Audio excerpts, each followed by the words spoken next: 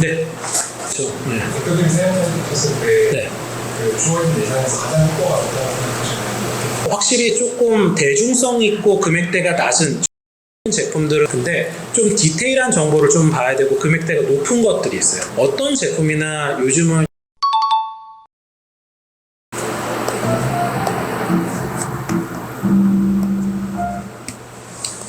자, 여러분들 지금부터는 좀 자유롭게 제가 질문 좀 받도록 한번 해볼게요. 제가 아는 한도 내에서는 뭐 혹시라도 제 수강생이라던가 저희 광고주과라던가 예시를 좀 보여드리면서 답변을 드리도록 할게요. 네, 자산을 꼭 만들어야 될까요? 그렇죠. 자산을 꼭 만드셔야죠. 판매 연령대가 50대 이상이면 50대 이상이요? 네. 뭔가 제 머릿속에 네. 분들이 자산을 해서 결제를 해서 구매를 하는 그 플로우가 그려지진 않고 혹시 지금은 그러면 어디서 판매를 하고 계세요? 주로 쿠팡 쿠팡에서는 가격 경쟁으로 너무 많이 밀리지 않을까요? 혹시 아이템이 어떤 건지 좀 말씀해 주실 수 있나요? 그러면은 지금 쿠팡에서 판매를 하고 있다라고 하게 되면 리타겟팅 마케팅을 안 하고 계신다는 얘기네요. 자체적으로요? 네, 자체적으로. 근데 사실 이제 막 시작해서 네. 지금은 하고 있지는 않아요. 해야 될지 말아야 될지 그걸 결정해야 된다. 사실 저는 적극적으로 좀 하시는 거 권장을 드리는데 저희가 지금 광고해드리는 모든 업체는 웬만하면 자사 쪽으로 말씀을 드리고 리타겟팅 광고라든가 할 수 있는 것들이 좀 많아지는데요. 우리나라에서 를 판매하시는 대표님이세요. 여기 대표님 같은 경우도 밑에 내려가서 보시게 되면은 쿠팡에서도 판매하시고 사실은 밑에 스마트 스토어에서 판매하시거든요. 스마트 스토어 들어가서 보시게 되면은 사실 리뷰가 적은 수치가 아니세요. 밑에 보시게 되면 거의 6,000개 가까이 되시는데 리뷰가 많음에도 불구하고 저희가 2년 전에 홈페이지로 가셔야 된다고 설득을 드려서 홈페이지를 만드셨고 뭐 물론 그때 당시 초창기 때는 홈페이지 비율에서 판매되는 게 10%, 뭐 90%였는데 지금은 거의 홈페이지에서 판매되는 비율이 70%, 80%, 쿠팡이라든가 스마트 스토어가 한 20%, 30%입니다. 홈페이지가 있게 되면 좋은 거는 뭐냐면 뭐 아시겠지만 가장 첫 번째로는 이제 분석이 가능하겠죠. 두 번째로는 따라다니는 방법.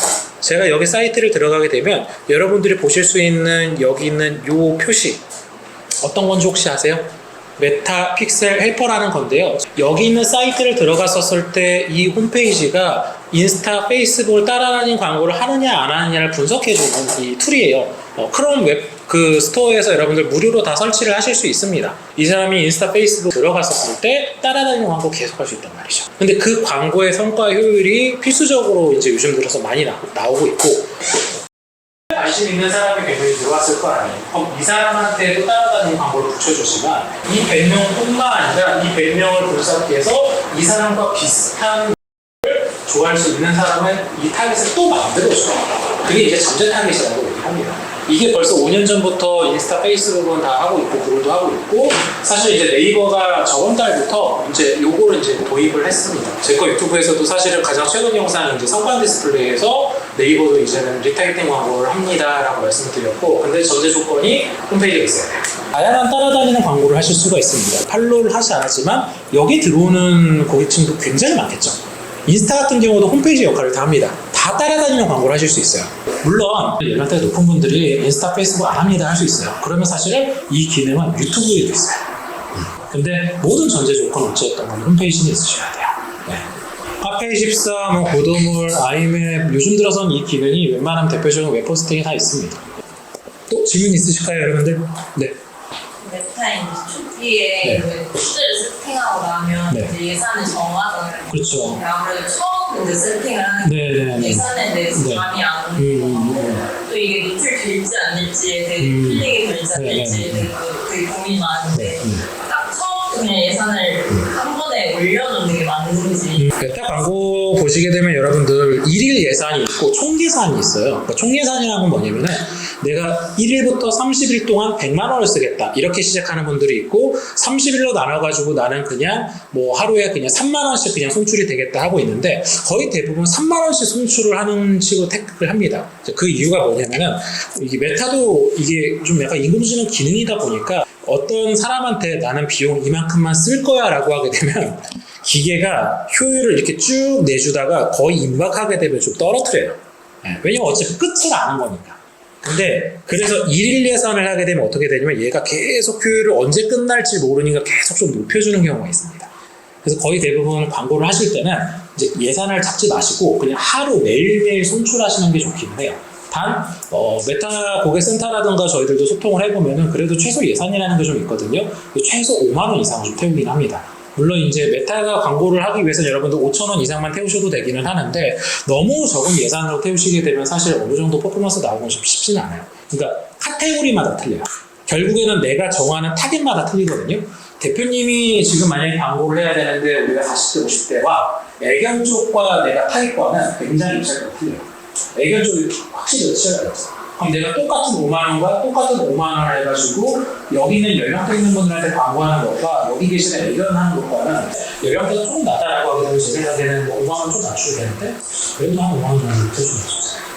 일주일 정도는 그래도 좀 지켜보면서 5만 원을 태워야 그래야지 좀 유일무이한 수치라고 저는 봅니다. 근데 뭐 하루 이틀 태워서는 사실 아시겠지만 러닝머신이라 그래가지고 이게 제대로 안 돌아가는 경우도 많아요. 또 질문 있으세요? 네. 퍼포먼스 광고 드릴 때 네. 픽셀을 설치를 하고 그쵸. 이제 그게 말씀하신 것처럼 카페14 아니면 다양한 종류의 맞아요. 콘텐츠들이 들어있잖아요. 네. 근데 카페14가 좋다고 많은데 똑같이 픽셀을 설치해도 효율이 그렇게 나오는 저희들도 고도몰이랑 IM이랑 보면은 요즘은 픽셀을 설치하는 건 다 하는데 그 API 연동이라는 게 있잖아요. 이게 옛날에는 이걸 지원을 안 했는데 그 아이폰 때문에 그러거든요. 예시를 좀 보여드리면은 API 연동까지가 다 되어 있어요. 그러면서 소위 말해 구매 전환을 할 수 있게끔 효율성을 좀 극대화를 시키는데 대표님이 홈페이지에 이것까지가 뜨는지를 꼭 한번 확인해 보세요. 가령 이거는 이제 픽셀만 설치되어 있는 저희가 홍보해 드리는 치과거든요. 근데 이제 밑에 내려가서 보시게 되면은 페이지 뷰라고 해가지고 파란색으로만 되어 있거든요. 그죠? 이게 어찌 보게 되면 최근까지의 약간 1차원적인 그냥 픽셀 연동, 소위 말해 그냥 들어온 사람만 추적한다 이거예요. 이게 사실은 작년까지 좀 추세가 었습니다. 근데 최근에 이제 페이스북 메타가 좀 더 고도화해가지고 되게 추천하는 건 뭐냐면은 좀 API 연동을 저희들이 카페이시를 통해가지고 세부적으로 많이 해놨거든요. 장바구니 기능도 있고 뭐 여러 가지 기능들이 많이 있잖아요. 그러다 보니까 밑에 내려가서 보시게 되면은 장바구니, 결제 시작, 구매 이런 것들이 있으면서 하나의 컨텐츠를 검색할 때마다 보이시는 것처럼 이렇게 파란색이 있으면서 약간 하늘색도 있죠. 네. 이게 어찌 보게 되면은 들어왔는데 이제는 이 사람의 가치 기반으로 해가지고 더 디테일하게, 그러니까 픽셀은 맞는데 더 디테일한 픽셀을 볼 것이냐 안 볼 거냐의 차이에 따라서 요즘 구매 전환이 좀 많이 틀려져요. 근데 그게 지금 가장 잘 돼 있는 거는 좀 카페24 쪽인 거고 아이맵 카페24는 잘 되는 걸 알고 있어요.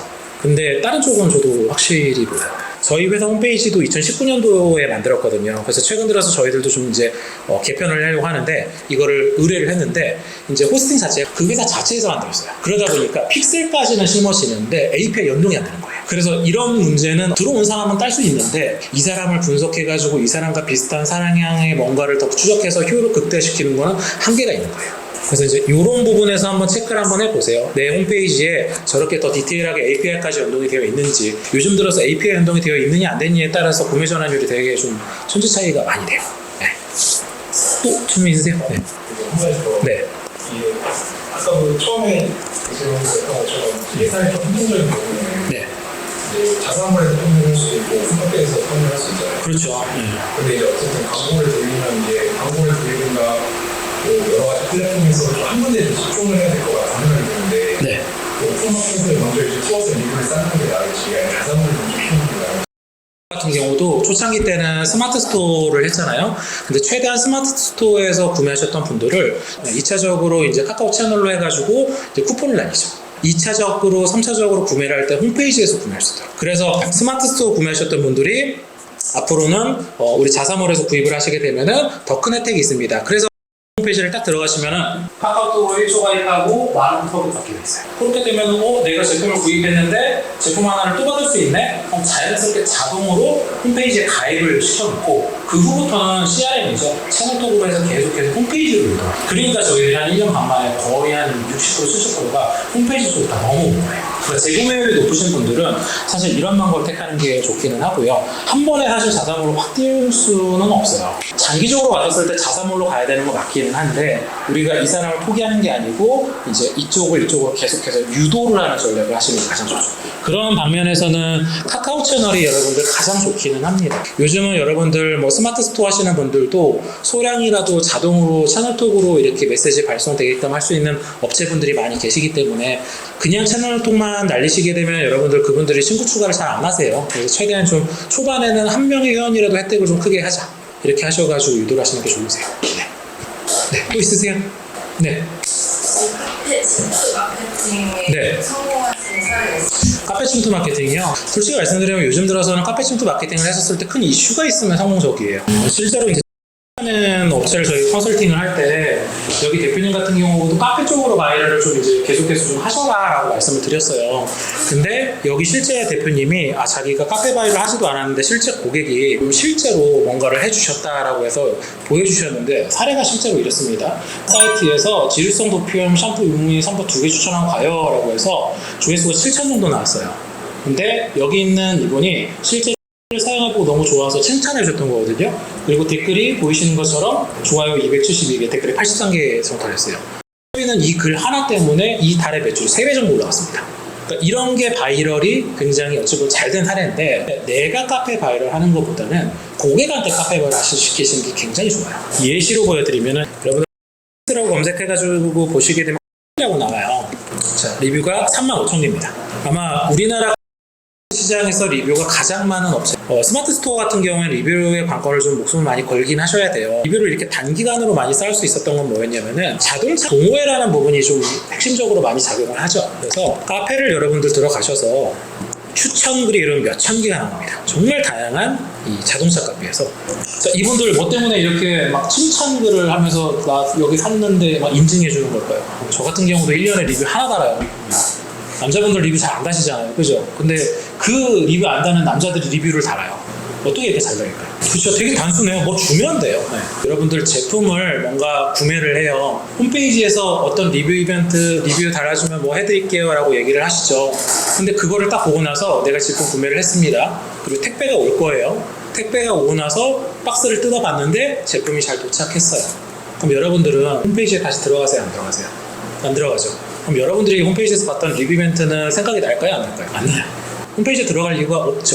자, 그럼 우리가 생각했었던 뭔가 리뷰 이벤트, 우리가 어필하는 홈페이지 이런 것들이 여러분들한테 실제적으로 소비자한테 도달이 안 가요. 그래서 사실 내가 뭔가 어필할 수 있는 이벤트는 최종적으로 홈페이지에 다는 게 아닙니다. 어디다 해야 되겠어요?